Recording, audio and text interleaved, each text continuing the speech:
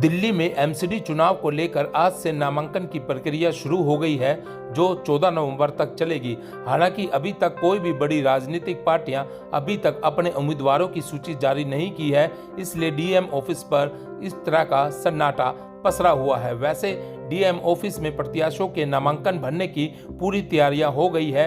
DM office के gate के बाद सुरक्षा के चाक चौबंद व्यवस्था की गई है।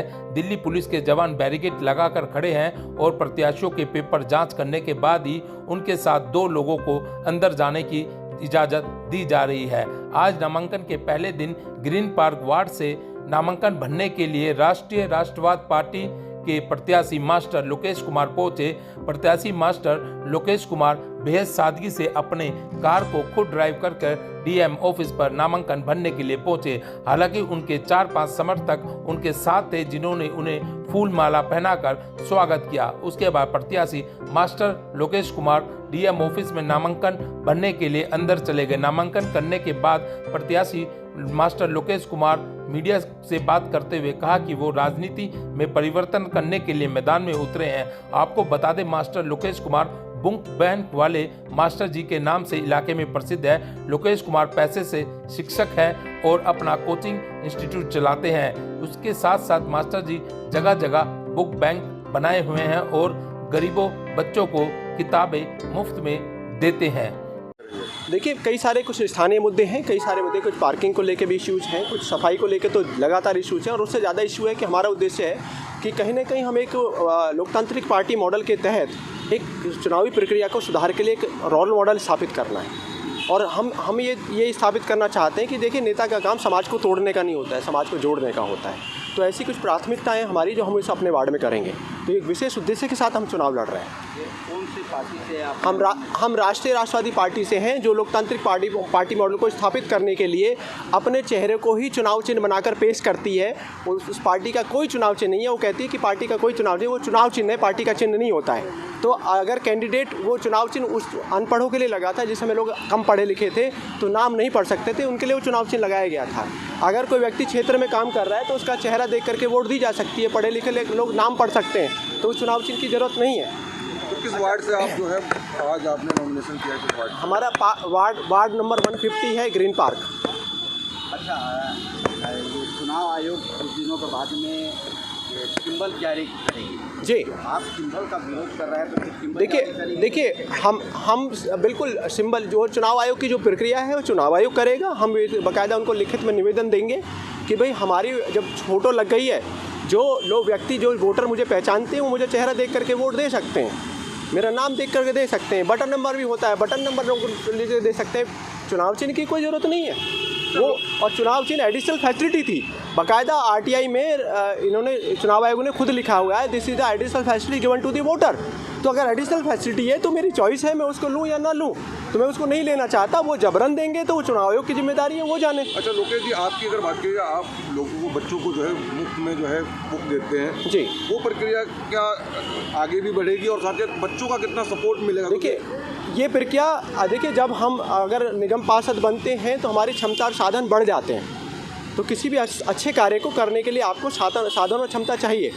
तो वो जो 3 प्राथमिकताएं मेरी रही हैं वो रहेंगी। पहली प्राथमिकता कि अगर निगम पार्षद के नाते मेरी पूरी कोशिश रहेगी कि ज़्यादा से ज़्यादा फलदार वृक्ष, फलदार पेड़ क्षेत्र में लगाए जाएं। जब हम पेड़ लगा ही रहे हैं तो हम उन्हें फलदार क्यों नहीं लगाते? उनकी देखरेख में भी वही खर्च आना है, सब कुछ वही खर्च आना है, तो हम फलदार क्यों नहीं लगाते? हमारे पक्षी उनको खाएंगे, लोग जो भूखा बेचारा कोई गरीब है, कुछ ज़रूरत है तो वो तोड़ करके खा सकता है, क्या दिक्कत है इसमें? एक बात। दूसरी मेरी प्राथमिकता रहेगी कि अभी हमें पूजा का स्थल की ज़रूरत है तो हमने मंदिर बनाया हुआ है, हमें कहीं मीटिंग करनी है तो मीटिंग सेंटर बनाए हुए, कम्युनिटी सेंटर बनाए हुए, शादी समारोह के बनाए हुए। लेकिन हमारे बच्चों को अगर स्कूल के बाद कहीं सामूहिक स्थल पर एक साथ बैठकर पढ़ाई करनी, क्योंकि जब एक साथ बैठकर पढ़ाई करते हैं तो एक माहौल बनता है। मॉर्निंग वॉक आप रोड पे करेंगे, अकेले नहीं मजा आएगा, लेकिन पार्क में बहुत सारे लोग कर रहे होते हैं तो आपको आनंद आता है। सेम हमारे बच्चों पे लागू होता है। उन बच्चों को अगर एक साथ बैठकर पढ़ने का मौका मिले तो लाइब्रेरी, उसे कहेंगे 24 आवर स्टडी रूम, वो मेरा अरमान है कि मैं चाहता हूँ कि हर मोहल्ले में, हर ब्लॉक में एक 24 आवर्स स्टडी रूम एक बने, जिसमें बच्चे दिन रात बैठ करके, अब एक माहौल बने, दिन रात बैठ करके बच्चे पढ़ें। और देखिए, बच्चों में कभी कोई कमी नहीं, मैं हमेशा कहता हूँ बच्चों में कोई कमी नहीं है। ज़रूरत है तो हमारे बच्चों को सही समय पर सही दिशा देने की, वो आपस में जोड़ने का। आज मैं व्यक्तिगत लेवल पे किसी मोहल्ले में जाऊं और उनकी मीटिंग करके बिठा के कुछ अच्छा करना चाहूं तो उसका इनिशिएटिव नहीं लेगा, लेकिन अगर मैं जनप्रतिनिधि बनता हूं, मैं उस इनिशिएटिव को लूँगा तो लोग साथ देंगे। और मेरा कोशिश रहेगी कि जो सोशल कनेक्ट नेताओं ने एक तरह से हमारे समाज को तोड़ने का जो कार्य किया है उसे मैं जोड़ने का कार्य करूँ, ये एक मेरा तीसरा बहुत बड़ी प्राथमिकता है। जी जी, बड़ी बड़ी पार्टियां, राजनीतिक पार्टियां चुनाव लड़ रही हैं जी, अभी तक उन्होंने घोषणा भी नहीं की है जी, पैसे वाले हैं सब जी। उस बीच में आप अपने आप को कहाँ खड़ा करें? देखिए, बहुत लोकल चुनाव होता है, ठीक है जी। हम जब कहते हैं लोगों से बात कर रहे होते हैं तो हम लोगों को बोल रहे होते हैं पहली बात कि यहाँ खर्च करने की 8 ही लाख की लिमिट है, खर्च करने की ज़रूरत ही नहीं है। अरे जिस क्षेत्र में आप वार्ड में चुनाव लड़ रहे हैं, एक वार्ड में 50,000 अगर वोटर है तो मुश्किल से 10,000 घर होते हैं। 10,000 12,000 घर तक आपको पहुँचने के लिए खर्चा करने की तो ज़रूरत ही नहीं है। रही बात हार जीत की, ये लोग तो भ्रम फैलाते हैं कि फलाने को 4 वोट मिलेंगे। तुम्हें अपना पता नहीं है और फलाने का बता रहे हो मास्टर जी को 4 वोट मिलेंगी। अरे हार जीत कौन तय करता है? हार जीत नेता के हाथ में नहीं होती, हार जीत जनता तय करती है, ठीक है ना जी। और आज 70-80% लोग, मैं कहूँ इनफैक्ट 90% लोग इन पार्टियों का चरित्र और उनकी कार्यशैली को अच्छे से समझ चुके हैं। वो इंतज़ार कर रहे हैं कि कोई लोकेश जैसा। सबसे बड़ी बात है कि हम जैसे, मेरे को खुद खड़े होने में 3 साल के बाद हिम्मत हुई। लोग मैदान में उड़ने की हिम्मत नहीं कर रहे। अच्छे लोगों से मैंने कहा आप आइए मैदान में, लेकिन इतना ज़्यादा वो है कि बहुत कुछ दांव पे लगाना पड़ता है। एज ए टीचर है जी, टीचर से पॉलिटिक्स में आने का, देखिए टीचर का अगर सही मायने में हम टीचर हैं, शिक्षक हैं, तो मेरा तो दायित्व ही है समाज को आगे बढ़ाना, समाज का भविष्य तैयार करना, देश का भविष्य तैयार करना। और वो देश का भविष्य अगर ये राजनेता खराब कर रहे हैं तो इतिहास उड़ा कर देख लीजिए, शिक्षक को जहाँ ज़रूरत पड़ी है, शिक्षक राजनीति में भी आया है, शिक्षक ने हथियार भी उठाए हैं, शिक्षक ने क्या नहीं किया है इस देश के सुधार के लिए, जो ज़रूरत पड़ी शिक्षक ने किया है। अच्छा, लास्ट क्वेश्चन जी, आपकी किस पार्टी से मुकाबला हो?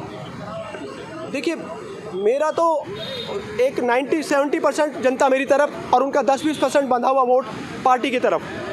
तो मेरे साथ अब तो पार्टी मेरा वर्सेस उनका है। हम लोकतांत्रिक पार्टी मॉडल पे लगने वाले अकेले व्यक्ति हैं जो ये कहते हैं कि लोकतंत्र हमें व्यक्ति को चुनने का अधिकार देता है। अगर राकेश सोनी जी चुनाव लड़ना चाहते हैं तो पहली शर्त है कि ये भारत के नागरिक होने चाहिए, यानी इनका वोटर लिस्ट में नाम होना चाहिए, तो इनको चुनाव लड़ने का अधिकार है। तो मेरा जो कंपटीशन है, जो कह रहे हैं, वो आपका सिर्फ और सिर्फ व्यक्तियों से है, उम्मीदवारों से।